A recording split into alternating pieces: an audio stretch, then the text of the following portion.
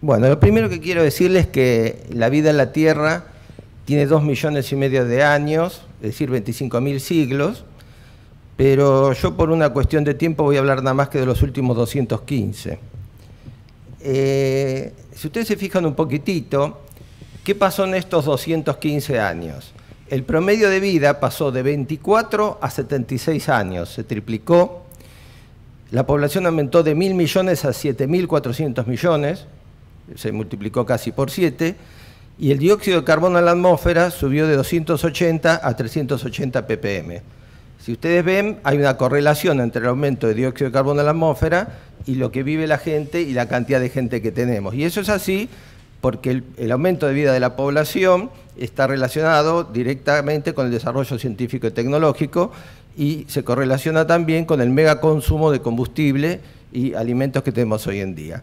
Si uno viniera de otra galaxia y ve esta tabla, probablemente diga que la vida en la Tierra está floreciente, porque si en 215 años triplicamos el promedio de vida y aumentó casi 7 veces la población, diríamos que la vida en la Tierra está floreciente y que la ciencia y la tecnología hicieron maravillas. Pero todos sabemos que no es así. ¿Por qué? Porque la ciencia y la tecnología hicieron maravillas cuantitativamente, pero hoy en día hay muchos problemas, sobre todo porque de estos 7.400 millones de habitantes pasamos en 1950 de 2.500 a 2015 7.400, aumentamos en 65 años 4.900 millones de habitantes, es decir, duplicamos lo que había en 1950. Y eso trajo muchos problemas, un mega consumo de energía y alimentos. Estamos cerca de la carga máxima en la Tierra, que son 10.000 millones de habitantes. Por día, cada persona que muere nacen 3. El hombre de por sí contamina, avanza el calentamiento global. Está de los 7.400 millones de habitantes, hay 1.000 que no pueden comer si alguien no les da alimento, no le provee de alimento. Hay 6.000 millones por debajo de la línea de bienestar en el mundo. Y el 20% de la población tiene el 86% de los recursos.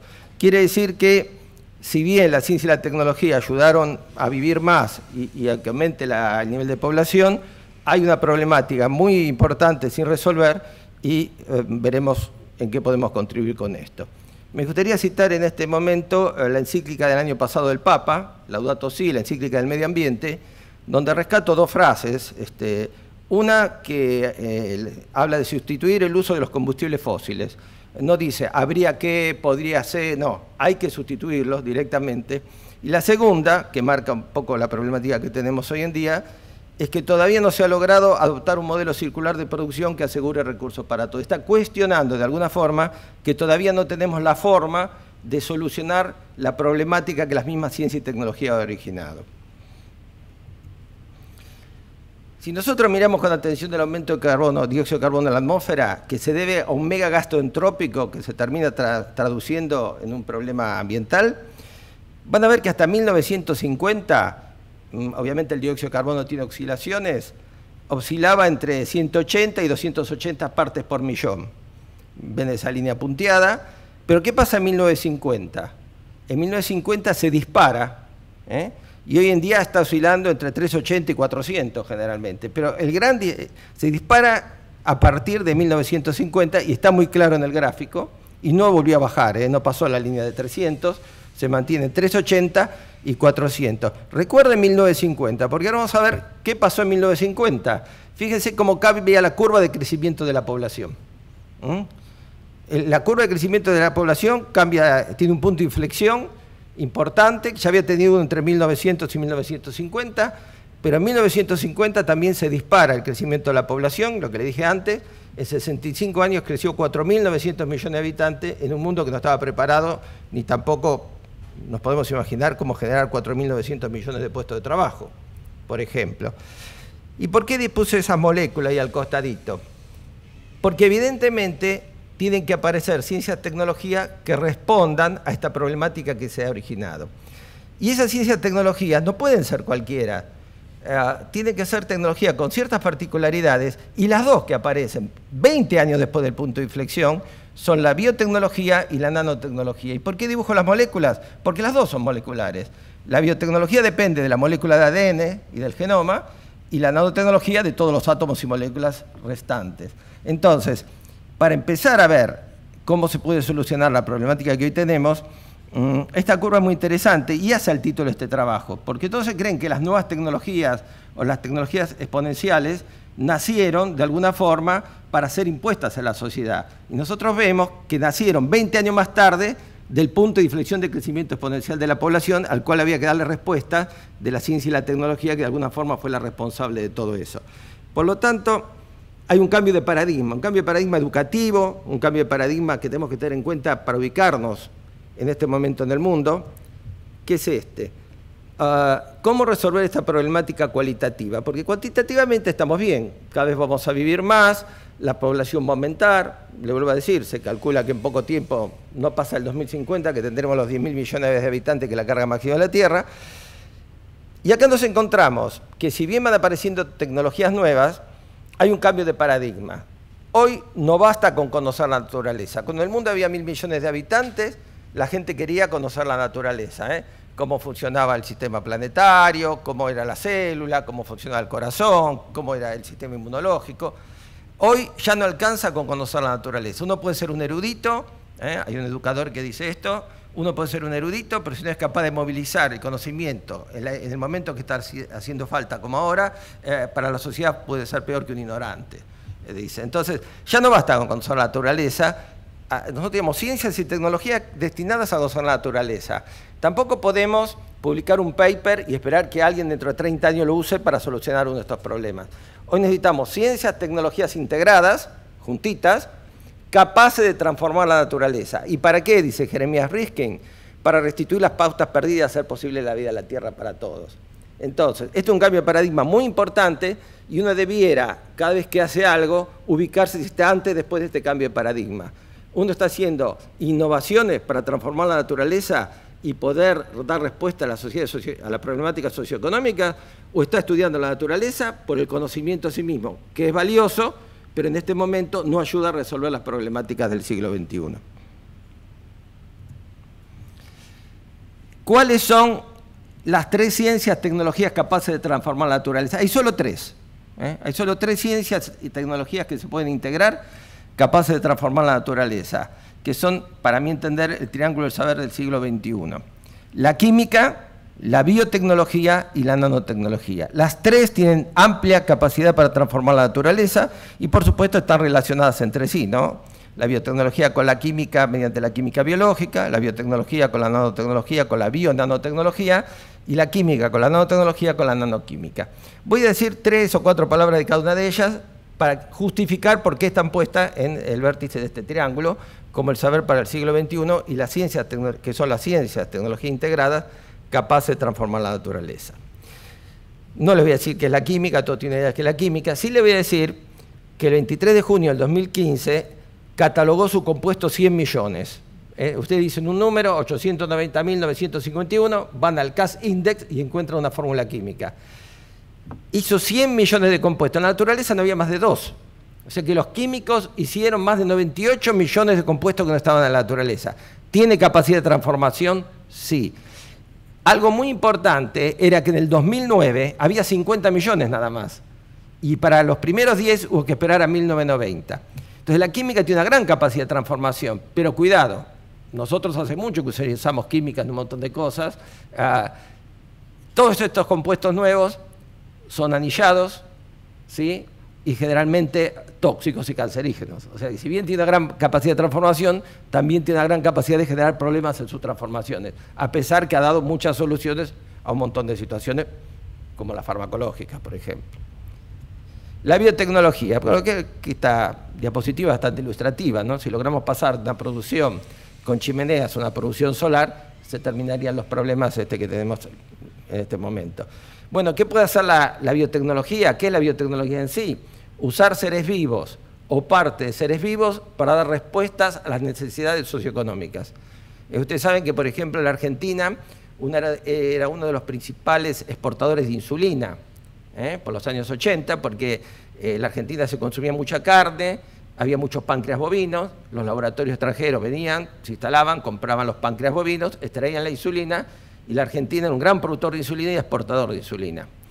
hasta que aparece la biotecnología y alguien saca el gen que produce la insulina, lo pone en una bacteria y la bacteria empieza a producir insulina humana, no de páncreas bovino. Entonces, ahí tiene un ejemplo de lo que es la biotecnología, usar un ser vivo, una bacteria, y o parte de un ser vivo, el gen humano de la insulina, para producir algo de interés socioeconómico.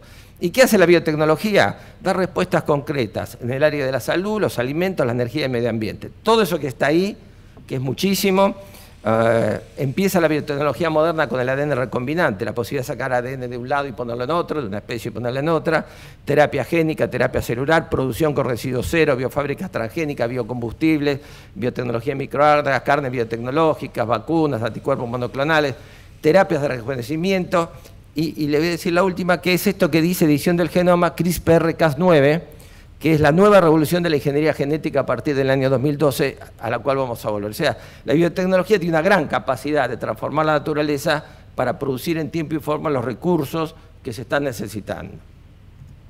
Nanotecnología. Aquí dice, construyendo el mundo átomo a átomo y molécula a molécula. Es literal, es verdad, es así. No es una frase fantasiosa. Si alguien tiene alguna duda, acá tenemos como en 1989 IBM con 35 átomos de xenón manejados de a uno escribió su logo. Es una placa en frío, es una placa de níquel. Pero hay gente que lo escribió en la cabeza de un alfiler y de hecho los microscopios de fuerza atómica, cuando uno toca un átomo, lo levanta, lo saca y se convierten en robot para poder manejar los átomos. ¿Qué hace la nanotecnología? Y manejando átomos y moléculas prácticamente puede hacer de todo. Yo acá le puse 4 o 5 ejemplos. ¿Ven ahí abajo una camiseta colgada con 2 broches? No parecería tener mucho que ver con la nanotecnología, de no ser porque se hacen unos nanos hilos muy chiquititos de plata y de oro. La ropa se introduce en una solución de esos nanos hilos, se deja media hora. Uno se va, la pone, se va a comer una hamburguesa, se mancha con mayonesa, ketchup, grasa, la cuelga 6 minutos al sol y se lava sola. Esos son lo que se llaman electrones plasmódicos, que se excitan con la luz solar, liberan tanta temperatura que catalizan el pasaje de todo lo que es orgánico a dióxido de carbono. Estamos hablando de poder lavar la ropa sin agua y sin jabón, por ejemplo. La que le sigue, subiendo la camiseta, es una lámina de grafeno. Ustedes saben que el grafeno se descubrió en el 2004, le dieron el premio Nobel a los 2 rusos que lo descubrieron en el 2006.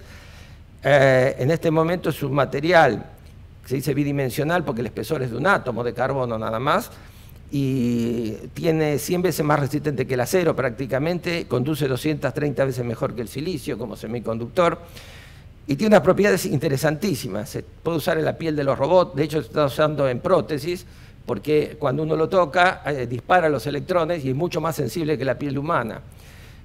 También al grafeno uno le puede poner, intercalar átomos centrales de flúor y cloro, y tiene la particularidad que cuando uno lo alumbra con un láser se levanta como si uno levantara una sábana del medio.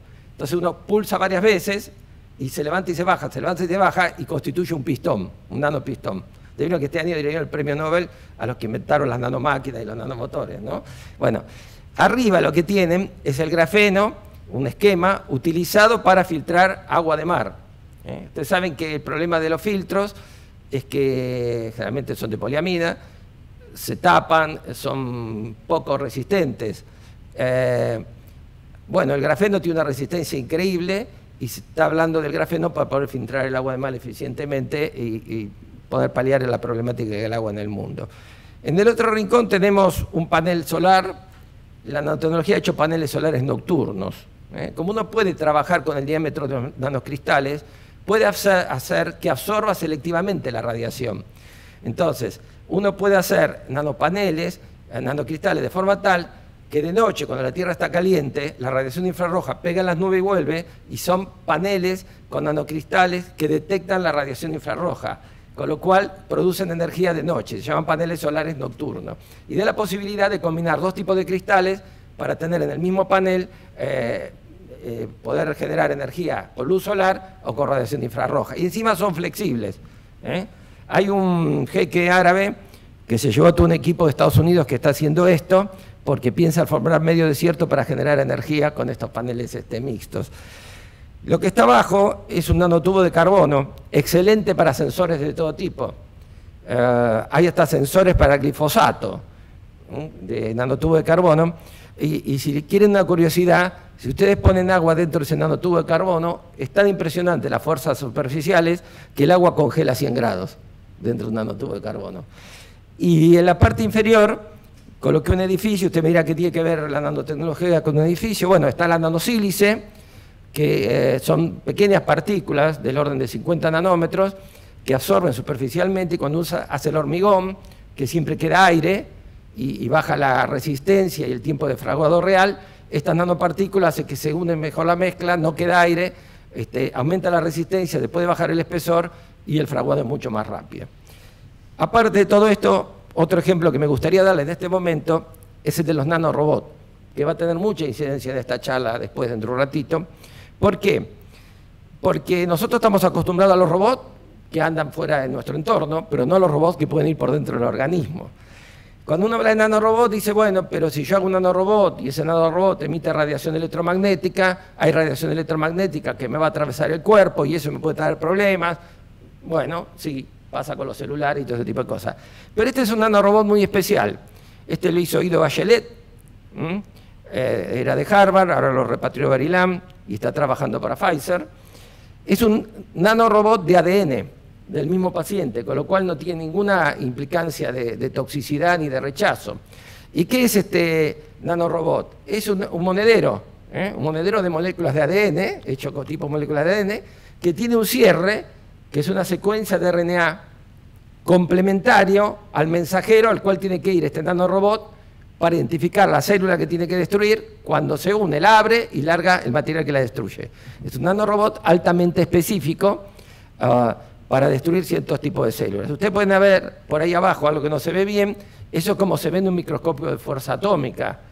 Lo demás es un dibujito, pero esto existe y se ve con un microscopio de fuerza atómica. Si quieren ver algo mejor, miren. Un glóbulo rojo, el más chiquitito, uno microcítico, digamos, puede tener 500 a 750 nanómetros, pero en realidad tiene entre 1000 y 1500. Fíjese cuánto mide ese nanorobot de ADN, 35 nanómetros. Este nanorobot puede atravesar la membrana nuclear, llegar al núcleo y llevar cosas. Abajo tiene la fotito, una de ellas se ve como está abierto, ahí se llega a ver poquito, ¿no? Pero bueno, fíjese que la foto dice 25 nanómetros, un pedacito así, ¿no? Bien. Ido Bachelet ya probó, tuvo autorización para probar este sistema y lo empezó a probar hace 4 o 5 meses con enfermos de leucemia, bajo autorización judicial por enfermos terminales. Y acá vuelvo un poquito a lo que le había dicho de la biotecnología, ¿no? El CRISPR-Cas9, mire, desde 1973, que nació la biotecnología moderna, cuando un grupo de investigadores de Stanford y la Universidad de California sacaron ADN de una bacteria y lo pusieron en otra, que se llamó ADN recombinante. En 1973 nació la ingeniería genética, la técnica para poder hacer transgénesis en general. Desde esa fecha hasta el 2012 no había pasado nada superior. Esto es lo más superior que ustedes pueden encontrar, es una revolución en sí mismo. Las dos personas que ven ahí, que parecen locutoras de televisión, son las dos científicas que lo hicieron, una de Berkeley y otra del Instituto Marplan. Y el sistema CRISPR-Cas9 está sacado de ciertos virus y es un editor de genomas. Ustedes supónganse que están adelante de una computadora, tienen una frase y le sacan una palabra o la cambian por otra. Eso exactamente hace con los genes el CRISPR-Cas9. El Cas9 es una enzima que corta el ADN en lugares determinados y el CRISPR lleva una secuencia complementaria donde quiero cortar. Entonces, identifica una mutación genética, por ejemplo, la corta y puede hacer dos acciones: dejar que se autorrepare el ADN, con lo cual no existe más ese gen, o cambiarlo por uno que no esté mutado. Entonces, si ustedes asocian este nanorobot que puede llevar cosas al núcleo y el sistema CRISPR-Cas9 que puede modificar los genomas, podrán imaginarse todo lo que puede ocurrir con el cáncer y un montón de cosas más. Pero no solo con eso, podemos eliminar los pesticidas y matar las plagas directamente atacando el genoma en vivo. Así que váyanse fijando cómo estas cosas van evolucionando y por qué traje este ejemplo mixto. Ahora bien, vamos a terminar rápido. El triángulo saber para el siglo XXI dijimos, química, biotecnología y nanotecnología.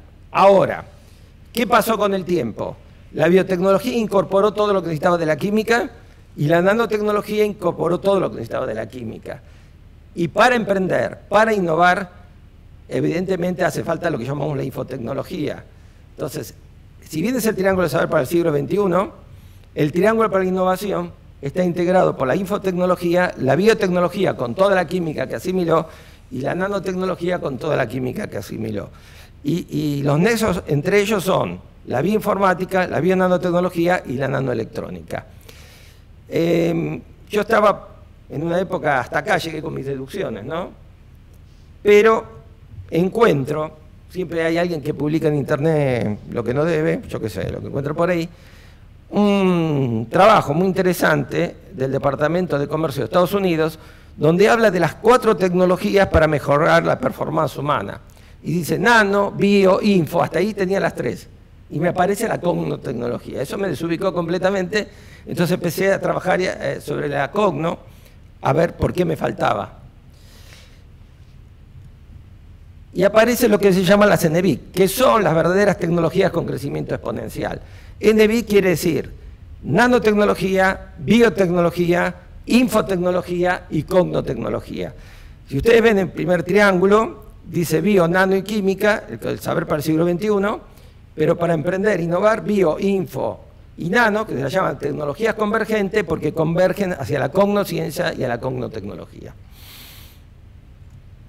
Bien, ¿cómo estamos en NBIC en las universidades argentinas? Tenemos 80 universidades con carreras de informática, 13 universidades con carreras de biotecnología, ninguna con carrera de nanotecnología y ninguna con carreras de cognosciencia y cognotecnología.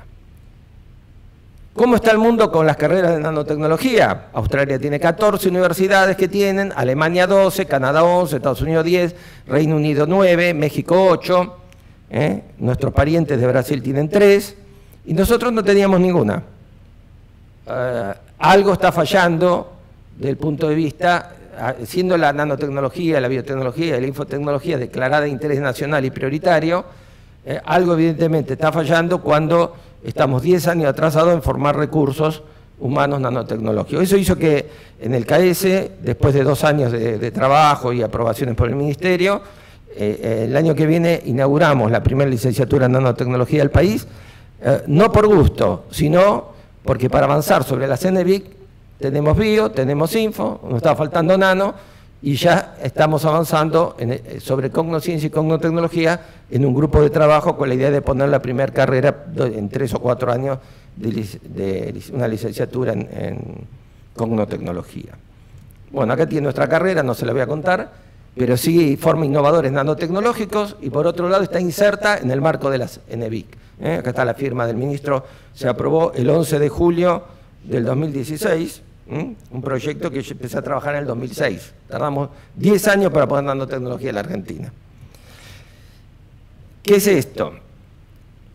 Si tomamos las unidades básicas de cada uno de estos sistemas, la unidad funcional de la infotecnología es el bit, de la química y la nanotecnología es el átomo, de la ciencia cognitiva la neurona y de la biotecnología los genes. Eso forma la palabra Bang.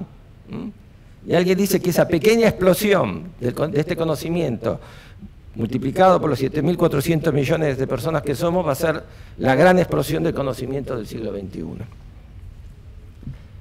Ahora bien, ¿cómo va a dar respuesta a todas estas problemáticas que teníamos? Y le quiero hablar un poquito de Edgar Morin. El que no lo conoce es un filósofo, un gran filósofo, que él dice que el mundo de hoy es tan complejo, que hay que empezar a integrar el conocimiento. Todo lo contrario que hacen nuestras universidades. De 30 carreras pasan a 32, de 32 a 36, de 36 a 40, tipo cortar un salamín. El conocimiento, no, dice Edgar Morin, el mundo es demasiado complejo y si no tenemos un pensamiento complejo no lo vamos a entender. Por lo tanto, él aboga por empezar a integrar el conocimiento. Integrar el conocimiento son las NBIC, para empezar. Nano, bio, info y cogno, con cogno la salida hacia las humanísticas. Entonces, otro rasgo de estas tecnologías exponenciales son que tienen que empezar a integrar y manejar este conocimiento en conjunto.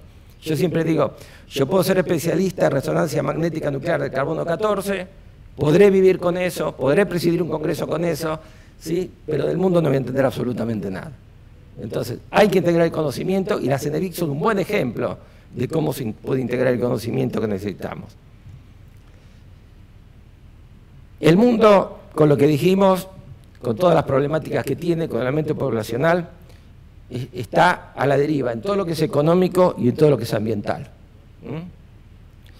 La economía globalizada, la economía de pensamiento único, hace un predominio de lo económico sobre lo social político. La globalización, el mercado, las leyes del mercado que valen más de las leyes que creen que valen más que las leyes de la naturaleza, cosa que es imposible, y se maneja todo con los medios de comunicación. Ese sistema podría funcionar para una población pequeña, para 1.000, 2.000 millones de personas en el mundo. Pero con este desborde en cantidad de habitantes se producen grandes desequilibrios económicos, ecológicos y sociales y un ascenso de lo irracional. ¿Ustedes se han preguntado por qué en el mundo que tenemos hoy entra uno a un baile a una iglesia con una ametralladora y mata un montón, u otros cortan cabezas o rompen monumentos, uno mata al padre, la madre, la hija, el perro, el gato? Tenemos una vuelta de lo irracional, producto de estos desequilibrios en los que hemos caído, económicos, ecológicos y sociales. Y toda esta problemática hace que la economía y el medio ambiente estén a la deriva y, como dice Ramón Morel, tenemos un mundo sin rumbo. Y contamos, lo único que contamos son con estas tecnologías que tratan de crecer más rápido que la población todavía para poder dar respuesta en tiempo y forma a todas estas demandas. Y es donde aparece la economía de las nuevas tecnologías. Aparece una bioeconomía y ya hay una nanoeconomía. ¿Qué es la bioeconomía?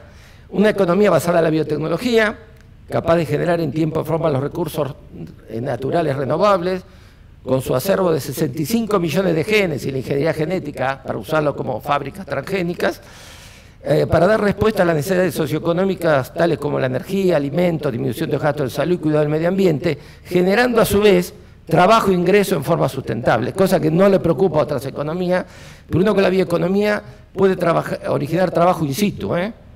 Yo hago un generador de biogás, genero energía, modifico una planta que crezca en tierra no apta para cultivo, puedo generar trabajo y producción in situ. De hecho, muchas provincias argentinas están avanzando y esta bioeconomía es una respuesta a la economía física de Nicolás Jorge Currueje, que hoy se lo conoce como el padre de la bioeconomía, que ya falleció unos años. ¿Y la nanoeconomía qué tendrá que ver con la economía? A ver, alguien hace una norma económica que le cae bien al 30% de la población y los demás, y bueno, que se la aguanten, ¿sí? El concepto de la nanoeconomía es distinto. El concepto de la nanoeconomía es, a ver, ¿qué necesita cada uno de los habitantes para vivir día a día? Plata para el colectivo, para comer, para mandar al hijo al colegio. Bueno, a partir de eso vamos a hacer una teoría, la economía que le sirva a todos. Y usted dice, ¿y cómo vamos a hacer una economía que le sirva a 7.400 millones de habitantes? Y ahí viene el nombre. Porque la nanotecnología manejó que podemos manejar los átomos de uno a uno. Se puede manejar y tener una visión de uno a uno hacia el conjunto, y no una que no respeta las leyes de la naturaleza y las necesidades de la gente. Entonces, estas nuevas economías, la bioeconomía, la nanoeconomía, se llaman economía de las nuevas tecnologías, que tienen que avanzar indefectiblemente sobre la economía de la globalización para poder dar respuesta a la demanda que tiene el mundo hoy en día. Y en este esquema le quiero hablar, no sé si conoce a Jeremías Rifkin, un gran autor de bestseller, pero muy bueno, muy agudo a veces sus opiniones. Él dio una conferencia de energía y pobreza hace muchos años, donde dijo que sí, que había que pasar de esa economía de pensamiento único a una economía de las nuevas tecnologías exponenciales capaces de dar respuestas a todos y todo el tiempo. Y para eso es muy importante hacer lo que se hizo con la comunicación.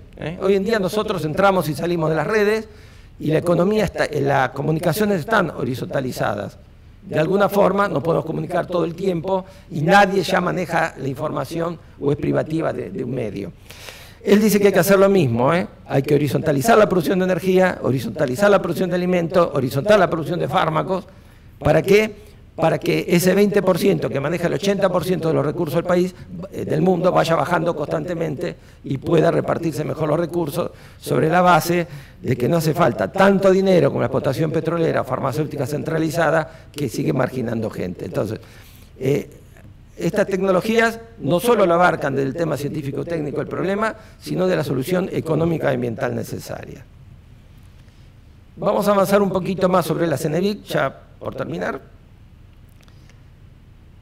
¿En qué contribuye la CENEVIC? Vamos a hablar un poquito de la cognotecnología, porque de la nanobioinfo habíamos comentado algo. Dos proyectos. El proyecto Cerebro Humano. El proyecto Cerebro Humano, uno de Estados Unidos y otro de Europa. ¿En qué consiste este proyecto? Nosotros tenemos 89.000 millones de neuronas. Acá, en la cabeza, 89.000 millones de neuronas. El proyecto consiste en armar toda la red neuronal, ¿sí? Obviamente fuera del cerebro, en una computadora, y bueno, es un desafío mucho más grande que todavía el proyecto Genoma Humano que se terminó en el año 2000. Uno dice, ¿cómo van a hacer para reconstituir toda esa red de neuronas, armarla? Dice, uno puede hacer corte chiquitito del cerebro, bueno, no. Acá aparecen nuestros queridos nanorobots, un trabajo del 2016 que habla sobre el conectoma humano y la forma de mapearlo usando neuro-nanorobot. Ellos, digamos, predicen 3 tipos de neuro-nanorobot. Por ejemplo, los synaptorobot. Los synaptorobot tenemos 10 a la 14 sinapsis en el cerebro.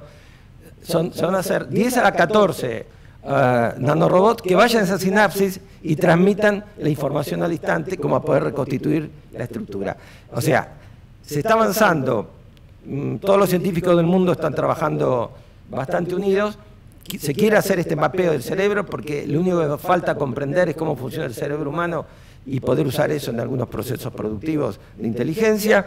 Entonces, hay gente que está avanzando en cómo entender por fin, como final de todos los desarrollos científicos que hemos tenido, el funcionamiento del cerebro. Y para eso no están solos. Contar con nanorobots en el cerebro que nos manden información por dentro al instante para poder armar esa estructura tridimensional. Pero también estamos tratando de hacer cerebros cuasi similares. ¿Qué quiere decir? Cerebros iguales que los nuestros. Cerebros que tengan la capacidad de procesar como esos 89.000 millones de neuronas. Y cito este nanochip neurosináptico, que es de la firma IBM, que equivale a 1 millón de neuronas, 256 millones de sinapsis programables a través de 4.096 núcleos neurosinápticos individuales. A ver, nosotros tenemos memoria, procesamos información, etcétera, etcétera, pero generalmente esa información viene de nuestros sentidos. Viene de lo que escuchamos, de lo que oímos, de lo que olemos, de lo que tocamos, etcétera, etcétera. Estos nanochips neurosinápticos, usted ve el dibujito del cerebro abajo que tiene 2 partes. Uno es el binario, la computadora común, pero el otro, ese que parece así, entran todos los sentidos, y los sentidos entran a través de pulsos láser. Mayor intensidad de un sentido, mayor intensidad de pulsos. O sea, que incorpora a los chips común, o a los nanochips común, la posibilidad del sistema binario y de los sentidos. ¿Sí? Incluso se trabaja sobre el sistema binario. Nuestro cerebro no tiene memoria sí o no, tiene memoria gradual. Se ha estado trabajando para cambiar ese tipo de memoria también. Lo que sí tenemos es que estamos avanzando a cerebros cuasi similares. Estos nanochips neurosinápticos se agrupan en serie, ya se llegó a 10.000 millones de neuronas, que es equivalente a lo de un ratoncito, y todo el mundo está medianamente de acuerdo que en el 2020 podemos tener un cerebro cuasi similar, que quiere decir con todas las funciones que tiene el cerebro humano y con menos consumo de energía. ¿Y para qué serviría esto, por ejemplo? ¿Qué aportes haría la cognotecnología a la producción industrial en la medida que vamos conociendo esta red neuronal y que podemos tener un cerebro cuasi similar?